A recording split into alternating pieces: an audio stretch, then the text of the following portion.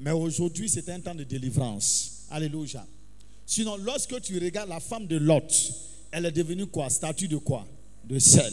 Cela veut dire, en vérité, lorsque une personne, ça dit que tu es né, mais tu es né en Christ pour faire quoi? Pour assaisonner la vie des gens. Alléluia. Dis, je suis né pour assaisonner la vie. Parce que souviens-toi que lorsque le Seigneur Jésus est né, l'étoile de Jésus, même lorsque les gens ont commencé à suivre l'étoile de Jésus, la Bible dit qu'ils étaient dans la joie. Ça veut dire que la présence d'un enfant de Dieu quelque part, ça doit toujours amener la joie. Est-ce que j'ai parlé à quelqu'un? Ça veut dire que toi-même dans ta vie, c'est la joie. J'ai parlé à quelqu'un. Et tu dois savoir quelque chose parce que tu es le sel.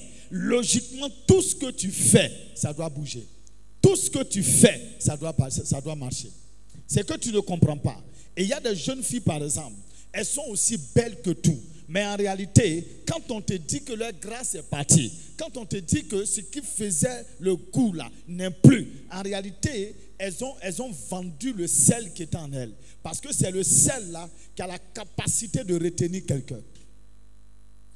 Et c'est le sel là qui fait de telle sorte que la sauce n'est pas fade. Est-ce que j'ai parlé à quelqu'un?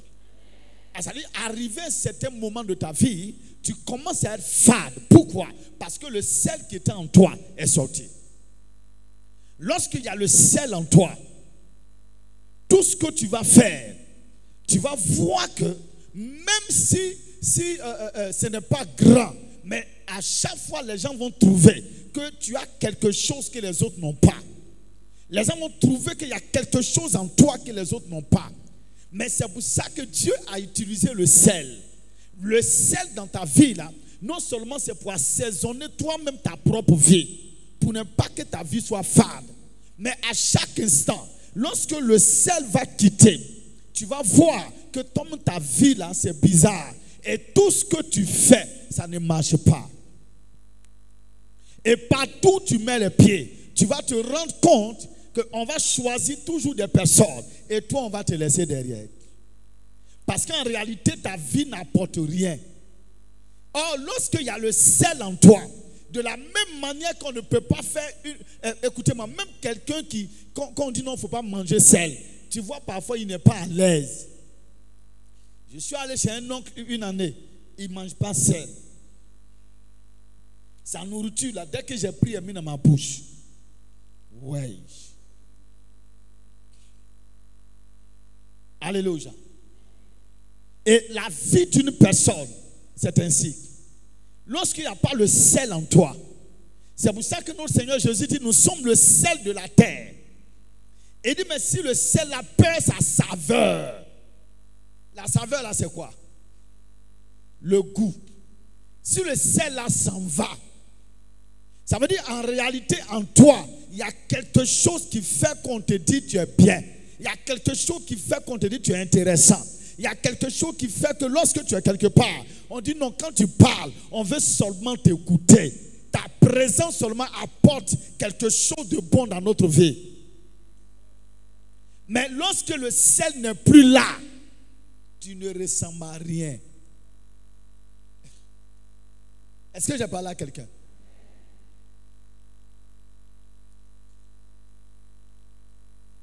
C'est pour ça que même le peuple juif, quand leur enfant vient au monde, là, il lave l'enfant avec le sel. Parce que tout ce qui est spirituel, il y a son physique. Alléluia. C'est pour ça, frère, l'huile, le sel, après toutes ces choses-là, si Dieu ne t'a pas inspiré, il ne faut pas le faire. Je n'ai pas dit que ce n'est qu'à devenir une religion. C'est-à-dire que matin, tu laves un sel. À midi, tu laves un sel. Après midi, tu laves un sel. Même si on met beaucoup de sel dans le sauce, ça devient quoi?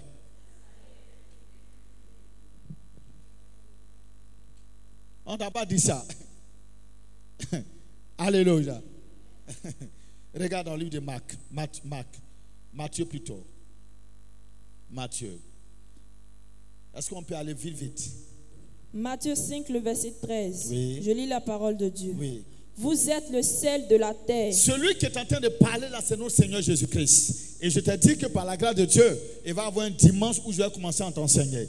Pourquoi? Parce que tu peux être le sel là. et tu vas voir que tu n'es pas utile. Est-ce que j'ai parlé à quelqu'un? Lorsque tu es le sel du monde, c'est de la terre, ce qui fait de telle sorte que tu ne dois pas mélanger le sel avec d'autres choses. La femme de Lot, elle a regardé derrière. C'est pour ça qu'elle est restée une statue. Elle est sel, mais elle ne peut pas partir parce qu'elle était sel, mais elle aimait regarder les choses du monde. Or, c'est des personnes qui devaient assaisonner des vies. Mais à chaque fois que tu vas regarder derrière, tu vas regarder les choses du monde, tu vas devenir une statue de sel. Tu ne pourras pas assaisonner la vie des gens. Et toi-même, tu ne pourras rien faire. C'est-à-dire que les choses du monde vont faire de telle sorte que le sel là n'aura pas de goût. Est-ce que j'ai parlé à quelqu'un? C'est pour ça que si tu veux que le sel que tu as, ça fonctionne véritablement, et il y a des choses que tu dois te déconnecter.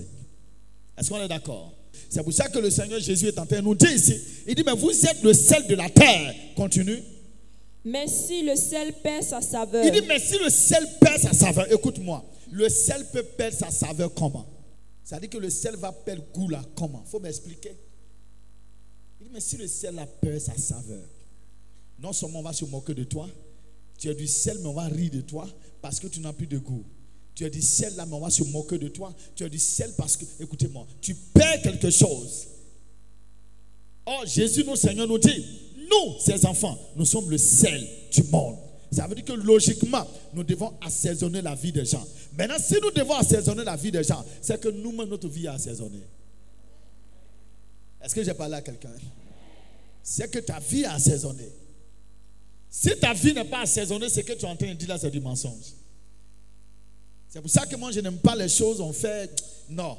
Si je veux parler de quelque chose, c'est que j'ai expérimenté la chose. Parce que nous sommes le sel. Et nous devons assaisonner la vie des gens. Nous n'allons pas faire l'évangile comme non. Nous allons faire l'évangile selon Dieu. Et cela est un fardeau pour moi. Mais si le sel perd sa saveur. Il dit, mais si le sel perd sa saveur. Avec quoi la lui rendra-t-on? Voilà. Il ne sert plus qu'à être jeté dehors et foulé aux pieds par les hommes. Il dit, vous êtes le sel de la terre. Mais si le sel vient à sa fatigue, avec quoi le salera-t-on? Il n'est plus bon à rien qu'à être jeté dehors ou foulé aux pieds par les gens. C'est-à-dire qu'on se moque de toi simplement parce que le goût n'est plus là. Le goût a disparu. C'est pour ça que les jeunes filles doivent se garder. À l'intérieur de vous, il y a le sel. Et c'est le sel là qui doit faire que quelqu'un va dire, waouh, quand je suis avec toi, tu as dit que tu assaisonnes ma vie. Mais si le mot Dieu a pris tout sel là, si tu es le sel de la terre, tu es le sel de la terre. Tu es le sel de la terre. Tu dois assaisonner des vies. Ta vie doit être assaisonnée. Alléluia. Ézéchiel 16 à partir du verset 1. Ézéchiel 16, verset 1. Je veux que tu écoutes attentivement cette parole de Dieu. Oui. La parole de l'Éternel me fut adressée en ces mots. Le prophète Ézéchiel, il a entendu la parole de l'Éternel. Et Dieu dit à Ézéchiel, le Seigneur veut parler de son peuple. Il veut parler de Jérusalem. Et je veux que tu écoutes attentivement ce que Dieu est en train de dire. Et cela est semblable à ta propre vie. Fils de l'homme. Il dit, fils de l'homme. Fais connaître à Jérusalem ses abominations. Il dit maintenant, fais connaître à Jérusalem ses abominations. Tu diras. Ainsi parle le Seigneur. Ainsi parle Yahvé, oui. À Jérusalem. Oui. Par ton origine et ta naissance. Regarde bien attentivement. Regarde bien. Regarde. Il dit d'abord quoi? Par ton origine. Et par quoi? Ta naissance. La parole de Yahvé me fut adressée en ces termes. Fils de l'homme, fais connaître à Jérusalem ses abominations. Tu diras, ainsi parle le Seigneur Yahvé à Jérusalem. Par ton origine et par ta naissance, tu es du pays du Canaan. Par ton origine et ta naissance. Il dit d'abord par ton origine. Quand on veut parler d'origine, ça veut dire quoi? D'où tu viens. Je parle aussi de toi. D'abord par ton origine. Tu n'es pas d'abord enfant de Dieu.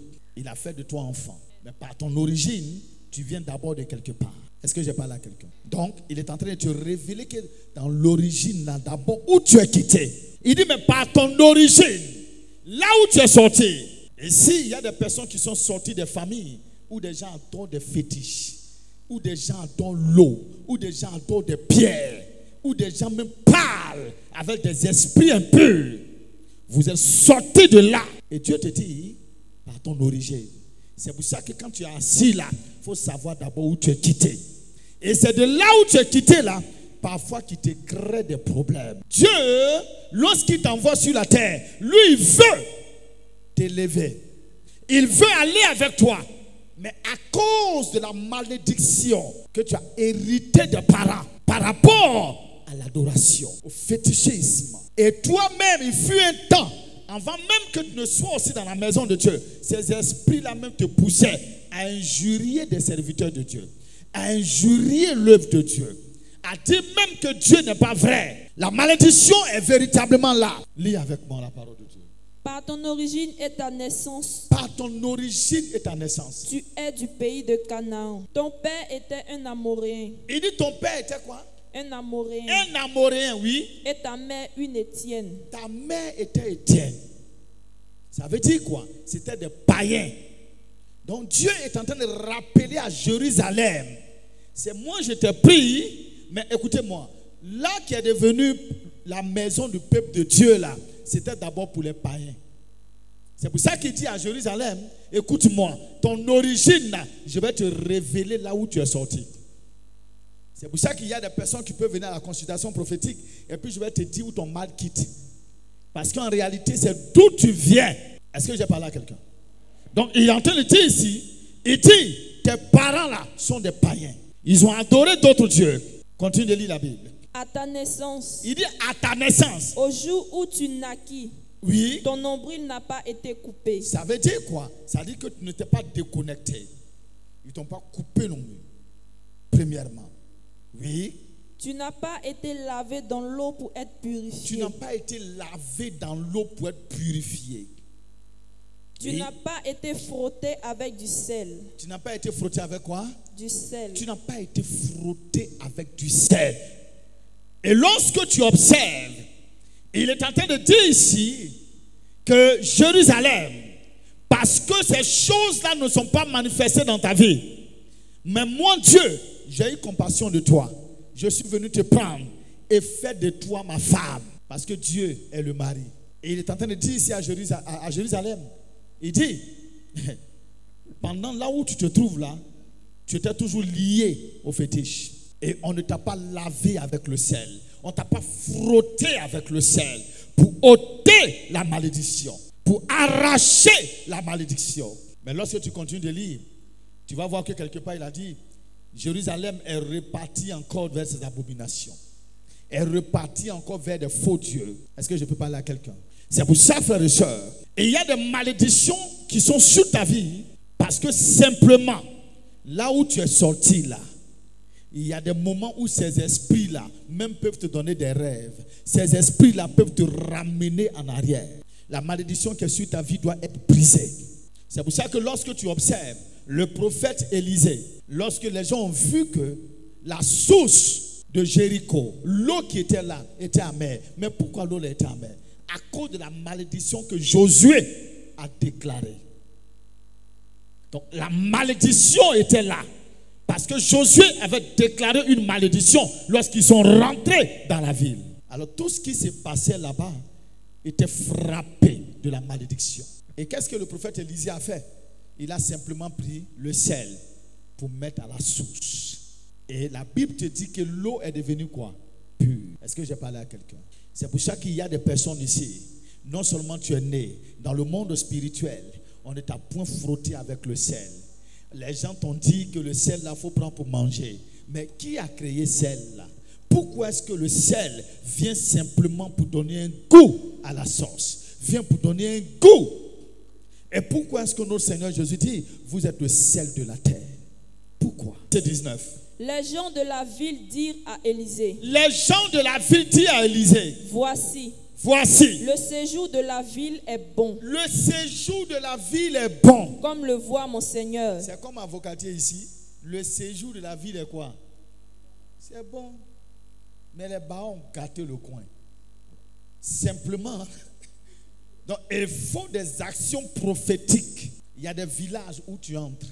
Tu as l'impression que quand quelqu'un commence à sortir la tête, il tombe, il meurt. Il y a des villages où il y a plein de fous. Il y a des villages où tu vas voir que des familles, c'est des prostituées seulement. Écoutez mon frère et soeur, on te dit ici, la ville est quoi? Bonne.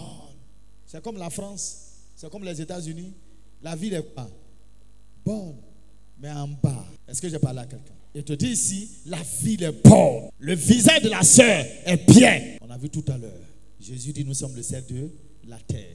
On a vu dans Ézéchiel, il dit quoi? Tu es né, on ne t'a pas lavé avec le sel. Pourquoi? Tu viens d'une famille païenne. Et maintenant, regarde ici encore. Il continue de dire encore pour dire quoi? C'est pour ça que ce que le Seigneur veut, c'est que le sel que le monde des ténèbres a enlevé en toi, le sel doit venir encore se manifester.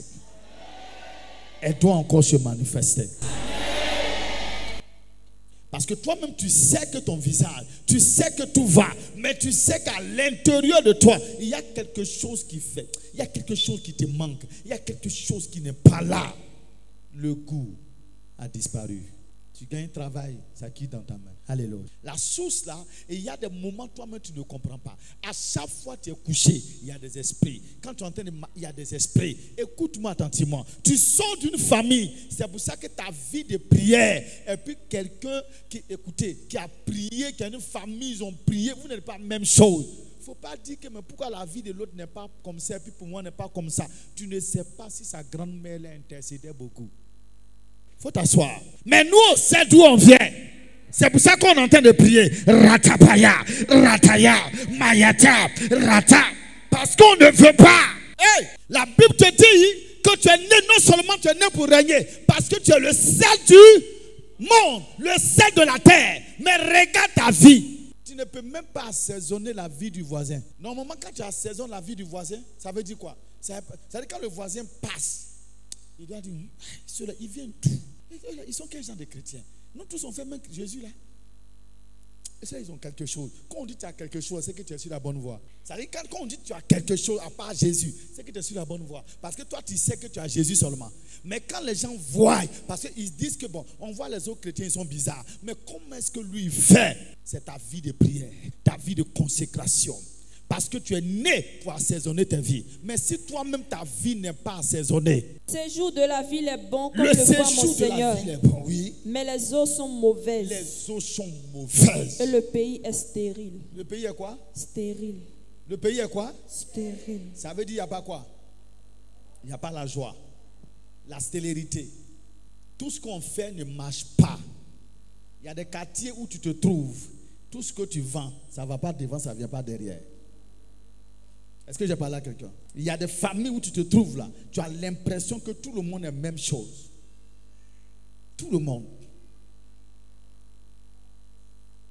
C'est-à-dire que dans la famille, il y a la stérilité. C'est-à-dire qu'il n'y a pas quelqu'un qui peut faire quelque chose puis ça va avancer.